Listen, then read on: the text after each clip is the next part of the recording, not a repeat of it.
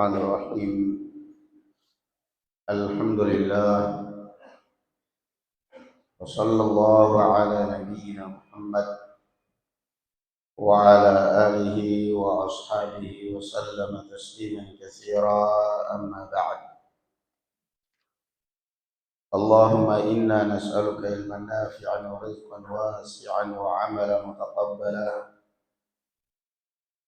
اللهم أعنا على ذكرك وشكرك وحسن عبادتك. Masih dalam kitabus shalah, dan sekarang kita masuk pada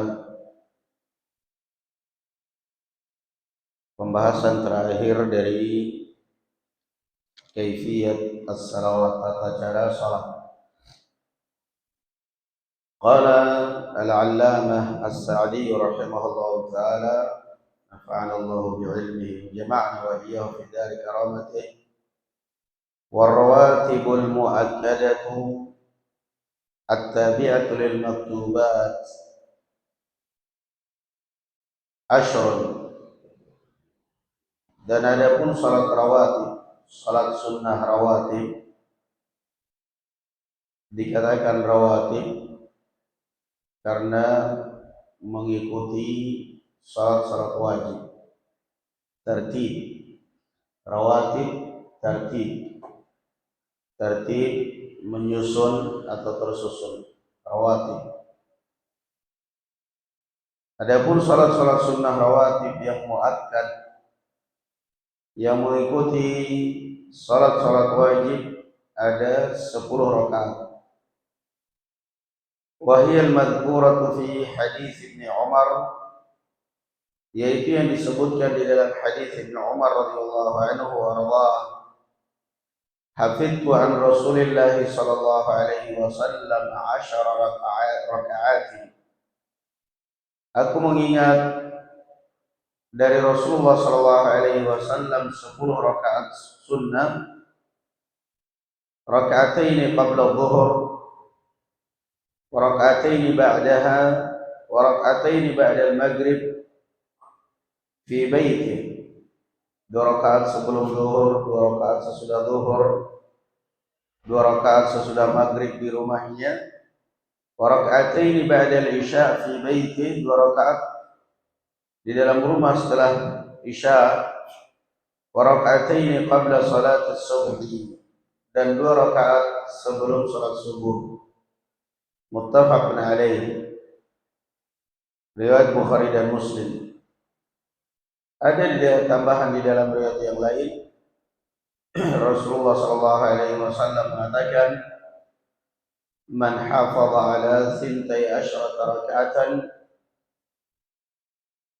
fil yawmi wal layla min ghairi al-fariidati buniyat lahu baitun fil jannah. Barang siapa yang menjaga 12 rakaat, barang siapa yang menjaga salat 12 rakaat di dalam sehari semalam di luar salat wajib, maka akan dibangunkan untuknya rumah di surga.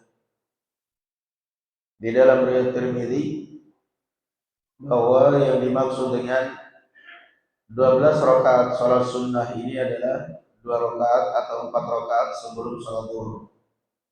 Tambahannya 4 rakaat sebelum salat zuhur. Kemudian beliau mengatakan di sini ar-rawatibul muakkadah, bahwa ini semua adalah salat-salat rawatib yang muakkad. Salat-salat rawatib yang sangat dianjurkan, yang sangat ditekankan. 2 rakaat sebelum zuhur, 2 rakaat sesudah zuhur, dan 2 rakaat setelah maghrib, 2 rakaat setelah isya, 2 rakaat sebelum subuh. Ini yang sangat dianjurkan atau yang diistilahkan dengan sunnah muakkadah. Tetapi kalau orang menunaikan salat sunnah sebelum asar pun nggak bisa disalahkan, tapi bukan muakkadah. Salat 2 rakaat sebelum maghrib, 2 rakaat sebelum isya,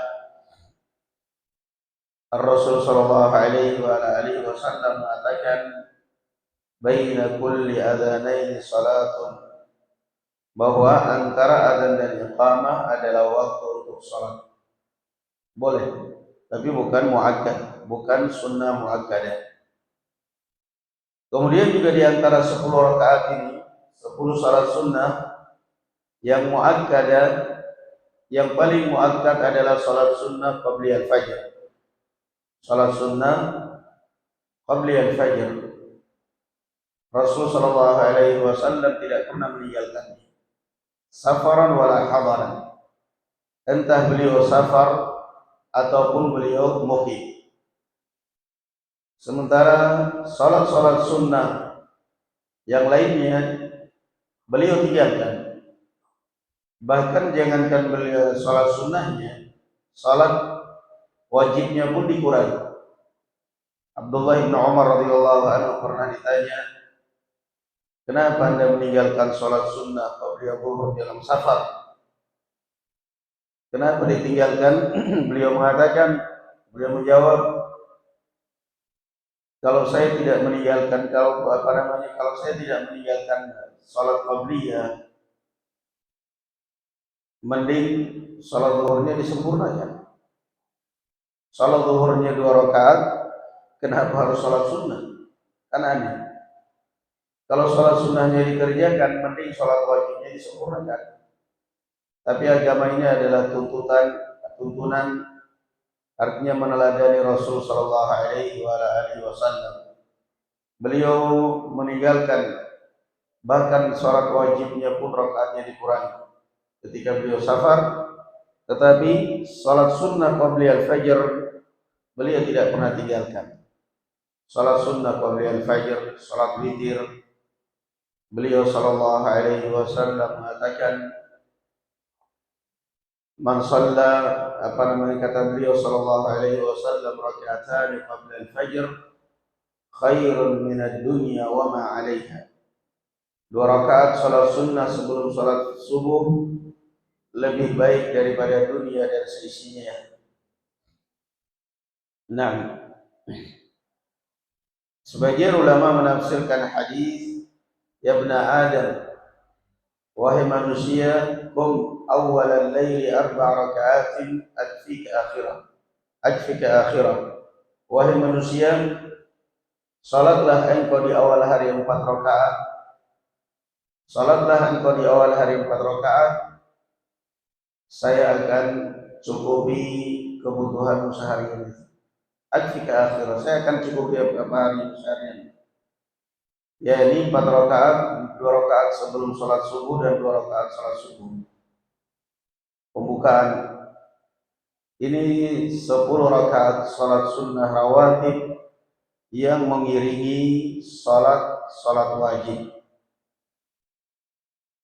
Dan rugi orang-orang meremehkan hal-hal yang seperti ini. Sunnah itu adalah salah satu sebab Allah Azza wa Jalla mencintai seorang hamba. Wa la yazalu 'abdi yataqarrabu ilayya bin nawafil hatta uhibbah. Dan hambaku selalu mendekatkan diri kepadaku dengan mengerjakan yang sunnah. Karena seringnya orang meremehkan kalau sunnah. Kalau wajib itu seakan-akan ada beban yang harus dia lewat. Tapi kalau sunnah seringnya orang remehkan. Seringnya orang meremehkan dengan kalimat kadang-kadang bahkan sambil tangan sunnah. Oh, cuma sunnah. Dia nggak sadar bahwa sunnah itu adalah artinya tuntunan Rasul sallallahu alaihi wasallam yang kalau dikerjakan disitulah akan turun cinta Allah Azza wa Jalla. Wa la yazalu 'abdi yataqarrabu ilayya bin nawafil hatta uhibbah. Dan hambaku terus-menerus mendekatkan diri kepadaku dengan yang sunnah sampai aku mencintai. Apalagi salat malam yang tidak pernah ditinggalkan oleh Rasul sallallahu alaihi wasallam, mendekatkan diri kepada Allah Subhanahu wa taala. Lalu apa tandanya kalau Allah mencintai seorang hamba? Kalau Allah Azza wa Jalla mencintai seorang, kata Allah Azza wa Jalla dalam hadis kursi, فإذا أحببته كنت سمعه الذي يسمع به وبصره الذي يبصر به ويده التي يبطش به ورجله التي يمشي بها. نعم. فإن استعاذني لأعيذنه. Apa tandanya bahwa Allah Azza wa Jalla mencintai seorang hamba? Allah Azza wa Jalla menyebutkan dalam hadis kursi, tandanya kalau Allah Azza wa Jalla mencintai seorang hamba, kuntu sam'ahu alladhi yasma'u bih. Akulah pendengarannya untuk mendengar. Diartikan kemudian hadis ini oleh Sufiyah Aqidatul Hulul. Dia menyatu dengan Allah atau Allah menyatu dengan hambanya, hulul, atau dia menyatu dengan Allah, Wahidatul Wujud. Padahal bukan itu maknanya. Maknanya bahwa ketika Allah Azza wa Jalla mencintai seorang hamba, itu telinganya akan terkontrol dengan sendirinya, matanya akan terkontrol dengan sendiri, terarah. Ketika dia mendengarkan sesuatu yang muharram, mendengarkan ghibah, mendengarkan namimah, itu secara spontan dia ingkar, tanpa harus dipaksakan, tanpa harus dibuat-buat. Secara nurani dia langsung ingkar, ini haram. Ketika melihat yang haram, secara spontan, secara nurani dia langsung tergerak untuk memalingkan pandangannya, terarah. Ketika melihat sesuatu yang haram, tanpa dipaksakan, tangannya pun secara rileks, refleks otomatis menghindar, dan demikian pula kakinya. Itu makna hadis. Tanda bahwa Allah Azza wa Jalla mencintai seorang hamba, semua pergerakannya dipantau dan diawasi oleh Allah Subhanahu wa taala, dan Allah tidak ridha ketika anggota badan yang dia berikan pada orang yang dia cintai dipakai untuk berbuat dosa dan maksiat. Itu salah satu tanda bahwa Allah Azza wa Jalla mencintai seorang hamba. Dan ketika Allah Azza wa Jalla mencintai seorang hamba, nada Jibril, inni ahbabtu fulanan fa'ahibbuh. Allah Azza wa Jalla memanggil malaikat Jibril, wahai Jibril, aku mencintai fulan, maka kamu juga harus mencintai.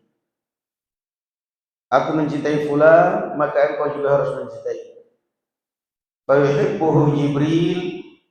Mulai lagi ini barisannya Munawwar. Bangun. La haula wala quwwata illa billah.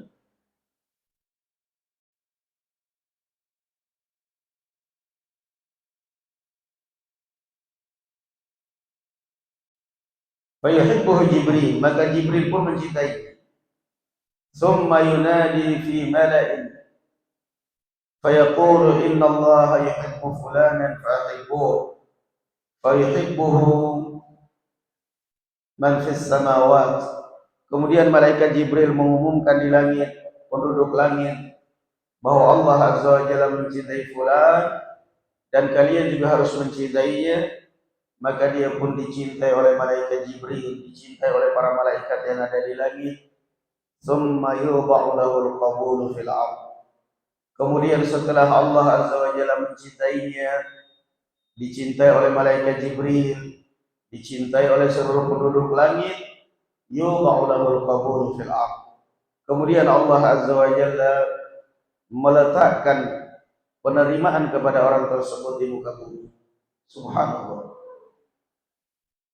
Meletakkan, makanya untuk melihat di Indonesia ini aneh kan, teriak-teriak Wahabi.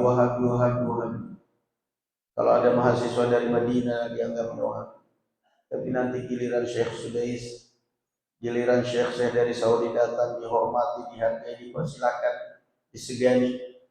Itulah salah satu makna cinta Allah Azza wa Jalla kepada hamba. Yudha'u lahul qabulu fil ardh. Ketika Allah Azza wa Jalla mencintai seorang hamba, Jibril mencintainya, malaikat semua mencintainya, tsumma yudha'u lahul qabulu fil ardh. Kemudian Allah Azza wa Jalla letakkan di hati orang lain di muka bumi rasa cinta kepada dia.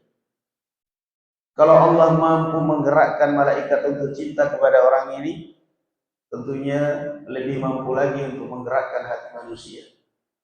Innal ladzina amanu wa 'amilus shalihat sayaj'alu lahumur rahmanu wudda. Sesungguhnya orang yang beriman dan beramal saleh, Allah meletakkan rasa cinta kepada orang lain, kepada orang di hati orang lain kepada orang tersebut. Dan ini prinsip barakallahu fikum sangat penting dipegang oleh para duat, oleh orang yang berdakwah di jalan Allah, oleh para pengelola dakwah. Karena kalau para pengelola dakwah ataupun para dai tidak memegang prinsip ini, yang ada justru dia akan menjadi munafik. Dakwah justru dia dzul wajhain. Dia berusaha membuat ridha ini, membuat ridha kelompok ini, membuat ini. Akhirnya justru dia tersiksa sendiri. Saya mau berdakwah, mendakwakan manhaj salaf, takut dibenci sama organisasi ini. Sementara saya komunitasnya di sini. Saya mau mendakwakan ini, takut ditinggal ini. Gimana caranya saya menciptakan supaya saya menjadi onde-onde, walaupun kecil tapi dikelilingi oleh semua kelompok, dikelilingi diridhoi oleh tiga kelas seperti itu. Yang ada nyiksa diri akhirnya, mati-matian cari muka sana sini, cari muka sana sini. Akhirnya lama kelamaan terbongkar sendiri. Rame-ramenya musim politik, jadi ustadz politik, diundang di mana materinya menyesuaikan dia ikut sana. Akhirnya bakal hilang keberkahan. Tetapi kalau dia berpegang dengan prinsip dekatkan diri kepada Allah, Allah akan mendekatkan manusia kepada kamu. Terserah. Itu sudah prinsip. Tidak bakal kita membuat ridha semua orang. Sehingga yang ada kita akan capek dengan sendirinya. Tapi ketika kita pegang ayat-ayat seperti ini, hadis seperti ini, hati itu tenang. Dakwah punya prinsip. Dakwah punya pendirian. Megang dakwah punya pendirian, punya prinsip. Sehingga tidak bisa diarahkan, tidak bisa dikendalikan oleh siapapun. Karena Allah Azza wa Jalla sudah menjamin yudha'u lahul qabulu fil ardh. Nah, itu terakhir tentang masalah 2 rakaat. Maka jangan meremehkan salat-salat sunnah, apalagi seorang yang memposisikan diri sebagai dai, berdakwah di jalan Allah Subhanahu wa taala, dia harus lebih dekat kepada Allah Azza wa Jalla daripada dekat kepada orang. Dekat kepada orang yang ada orang sengit, orang curiga. Ini Ustaz kok sering-sering ke rumah saya, sering-sering telepon saya, kayaknya ada maunya proposal lagi ini. Itu kalau Ustaz sering dekat-dekat pada orang, kayaknya ada yang dimaukan. Orang curiga. Nah, serba salah. Ustadznya nggak dekat, dibilang ustadznya arogan. Giliran dekat, sering dekat, ini ustadz kayaknya ada maunya, maslahat. Serba salah. Paling enak mendekat kepada Allah Subhanahu wa taala. Allah yaghdab in tarakta su'alahu wa bunayyu Adam yaghdab in sa'altah. In sa'altahu yaghdab. Allah Azza wa Jalla marah pada saat kamu tidak meminta kepadanya, tapi manusia akan marah dan akan benci kalau kamu selalu minta kepada dia. Zat yang akan marah pada saat kita tidak minta adalah Allah. Dekat dengan Allah Subhanahu wa taala. Biarkan keberkahan dari Allah Subhanahu wa taala yang menumbuhkan rasa cinta di hati orang lain kepada kamu. Dekatkan diri kepada Allah. Nah, mau dicintai ribuan orang, ratusan orang, hanya sekedar kenikmatan, kesenangan yang sebentar lagi akan hilang. Nah, muqaddimah yang bab yang berikutnya, bab sujudus sahwi, at-tilawah wasyukur. Beliau memberikan bab yang berikutnya, bab sujud sahwi, sujud tilawah, dan sujud syukur. Sujud sahwi artinya sujud dengan faktor karena lupa. Dari kalimat saha yashu sahwan, lupa. Dan lupa di situ pun nanti akan ada bahasannya, lupa di dalam sholat. Ya, lupa meninggalkan rukun, lupa rukun, lupa syarat. nggak mungkin ditutup dengan sujud sahwi. Tetap nggak sah, diulangi. Kemudian itu mana sujud sahwi. Sujud sahwi sujud karena faktor lupa. Yang kedua, dan ini semua menunjukkan bahwa memang manusia barakallahu fikum adalah pelupa. Manusia gampang lupa. Al-insan mahallul khata'i wal nisyan. Manusia ini tempatnya lupa dan tempatnya salah. Manusia. Kemudian yang kedua, sujud tilawah. Tilawah masdar dari kalimat tala yatlu tilawatan, artinya sujud pada saat membaca Al-Qur'an Al-Karim. Yang ketiga, sujud syukur. Sujud syukur ini dicontohkan oleh Ka'ab bin Malik ketika Rasul sallallahu alaihi wasallam mengumumkan taubatnya mereka. Setelah diboikot 50 hari 50 malam karena tidak ikut perang Tabuk, kemudian turun ayat pada hari ke-50, turun firman Allah Azza wa Jalla, wa 'ala thalathati alladziina khulifu hatta idza dhaqat 'alaihimul ardu bima rahabat wa dhaqat 'alaihim anfusuhum, sampai akhir ayat mengumumkan bahwasanya Allah telah menerima taubat mereka setelah diboikot 50 hari 50 malam. Tidak disalami, tidak diajak bicara, salam tidak dijawab. Ketika Rasul membacakan ayat ini bahwa Allah telah menerima taubat mereka tiga orang ini, Ka'ab bin Malik, Hilal bin Umayyah, Murarah bin Rabi', diboikot oleh Rasulullah karena mereka tidak ikut perang Tabuk. Ketika turun ayat itu dibacakan, beliau pun sujud syukur kepada Allah Azza wa Jalla. Rasa syukur dia taubatnya diterima, tidak digolongkan dengan orang-orang munafik, maka dia pun sujud syukur sebagai tanda dia mendapatkan nikmat yang sangat besar dari Allah Azza wa Jalla. Dia pun melambangkannya dengan sujud syukur.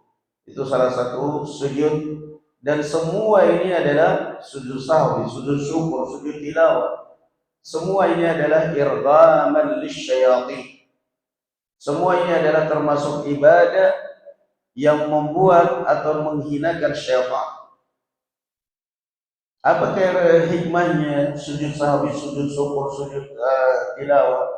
Hikmah daripada semua ibadah ini adalah irghamun lidah, adalah penghinaan kepada syaitan. Penghinaan kepada syaitan. Syaitan diperintah sujud oleh Allah Azza wa Jalla, enggak, sombong. Sehingga ketika manusia pun sujud, syaitan marah, sedih, dan kemudian menyingkir, mengatakan umira ibnu Adam bisujudi fasajada wa umirtu bisujudi fa abait. Manusia diperintah sujud, dia pun sujud, sedangkan aku diperintah sujud dan aku sombong. Sedih, membuat benci, membuat sedih syaitan. Na'am, barakallahu fiikum, wallahu a'lam bissawab. Walhamdulillah. Assalamualaikum warahmatullahi wabarakatuh.